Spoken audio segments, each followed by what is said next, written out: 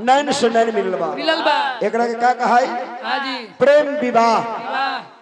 ओकरा English translate कर देबो भैया का? हां जी लव मैरिज। भगवान राम ही लव मैरिज किए बिल्कुल, लेकिन उ प्रेम विवाह में अभी के प्रेम विवाह में धरती आसमान के फर्क बा। उ लोग के इतिहास बन गइल बा। देखो भगवान राम सीता जी के देखता नहीं। हां तनी हो जाए पूरे पश्चिम में हो जाए आई सामने आई फ्रंट पर अबे ने लक्ष्मण ओने मत जाइए औरत के गोल में ना मर्द है मर्दवा का जोड़ रही। हे राम तू सीता पर तकी है ए सीता सीता तू रामे पर तकी है पलक गिरे के नहीं तही तकी इन्होंने मत तकी। हां लक्ष्मण ही करो देख तीन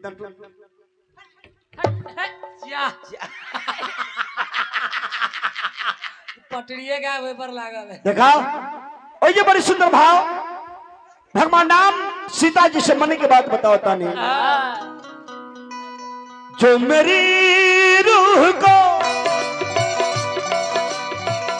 ये सीता चैन दे प्यार दे वो खुशी बन गए हो तुम जिंदगी बन गए हो तुम जिंदगी बन गए हो तुम जो मेरी रूह को चैन दे प्यार दे वो खुशी बन गए हो जिंदगी बन गए हो।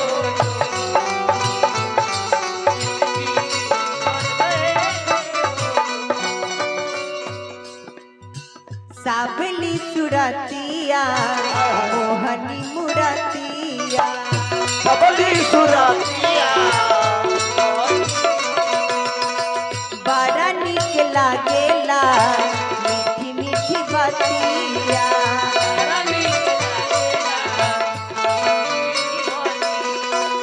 साबली सुरतिया मोहनी मुरतिया बड़ा निक लागेला मीठी मीठी बतिया राजा जी के मुस्की पल भाग गईली राजा जी के मुस्की पल भाग गईली जैसन सोचले रही हम वैसन सखिए बरे चले रही हम वैसा सखी पर पा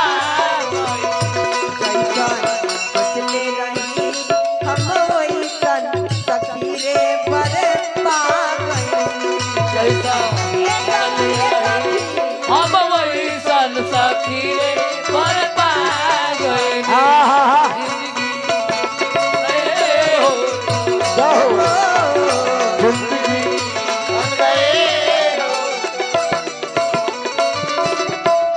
चंदन सर हाजीपुर निवासी हमरा के 100 रुपया पुरस्कार दे रहे चंद्रबाबू के प्रणाम करम अभिनंदन हो। एने शिवचंद्र सहनी जी ठेकेदार साहब पिठौली है होमिंग कर रहा है पिठौली निवासी 100 रुपया का पुरस्कार दे रहे भैया के प्रणाम अभिनंदन हो। भगवान नाम कहता रहे unique studio degree Hajipur Vaishali जिनके प्रोप्राइटर रजनीश यादव अकोलू भैया। हाँ दिखिए चल गायक लोग के गावे वाला तो बताइए हमारा से कोई गम पाए अभी खुलवे खुला है नया है अभी नया है उद्घाटन नहीं हुआ।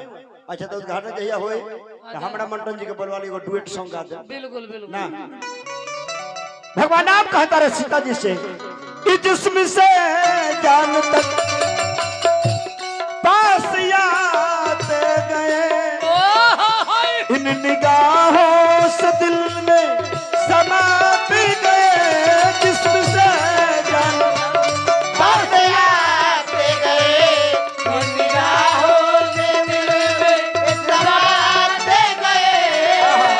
भगवान नाम में सपना से बोले वाली जिस हंसी ख्वाब की थी तमन्ना मेरी वो खुशी बन गए हो तुम, जिंदगी बन गए हो तुम, जिंदगी बन गए हो तुम, जिंदगी बन गए हो, ओ जिंदगी बन गए हो। राम देखता नहीं सीता के सीता मैया राम के, लेकिन जब भोजपुरी के कलाकार लोग आवेला कि सिया राम के नजरिया फूल अरे बरिया में लड़ी रे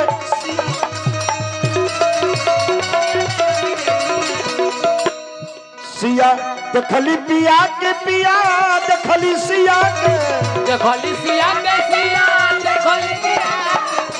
हे राम तू नयर से बाल चला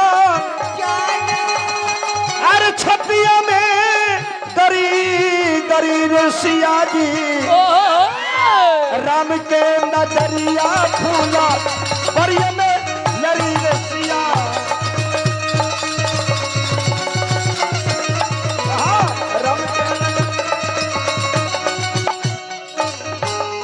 अब वही भगवान राम से माता सीता जी बोले कि हे दुनिया के मालिक हम तो माता के आदेश पा के फुलबाड़ी में आयल बानी, अब हमरा जाए के आदेश दी।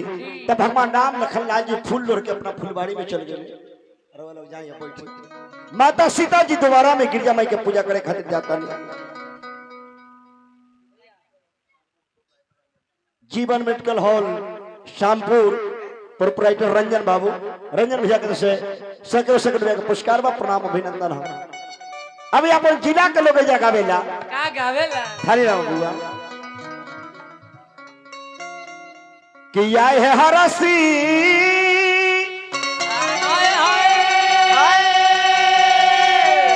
आए हरासी सिया जी कि यह गिरजा पूजन कैली मांगली हनी बारा भगवान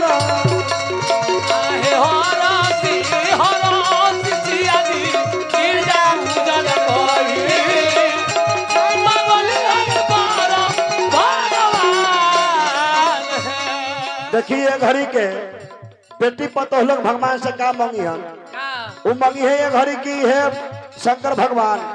सास हमरा ऐसा दी है कि पलंगे पर चाय बना के भेजवा दे, ननद ऐसा दी है कि पलंगे पर नाश्ता पानी भेजवा दे। सही बात। लेकिन सीता माता मंगली का मंगली है किया हो राजा दशरथ ऐसा ससुर मिली है रानी कुशल्या ऐसा सास हे ससुर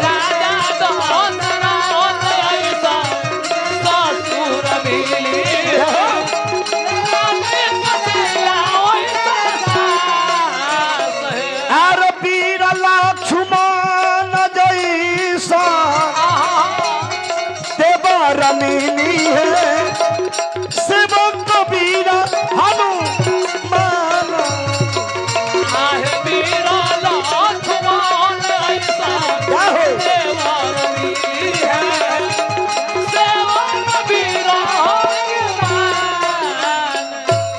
जब माता सीता जी दोबारा मंदिर में गए तो पत्थर के मुंह ठठा के हंस दिले। का है कि सीता जी मंदिर में थी लेकिन ध्यान मंदिर में रहे ना, ध्यान रहे कहा जहाँ दुनिया के मालिक कमल किशोर भगवान राम से नैन मिल रहे ध्यानमा वहां रहे। बिल्कुल। फिर भी हाथ से मलबा जब छूटल पत्थर के मुंह ठठा के हंसले लगले।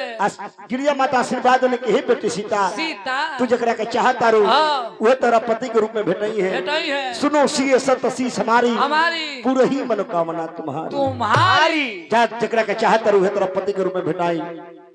सीता मैया चल गई अपना दरबार के दूसरा विवाह में हम के चले के बाद जकरा के धनुष चक विवाह कहल गई बा।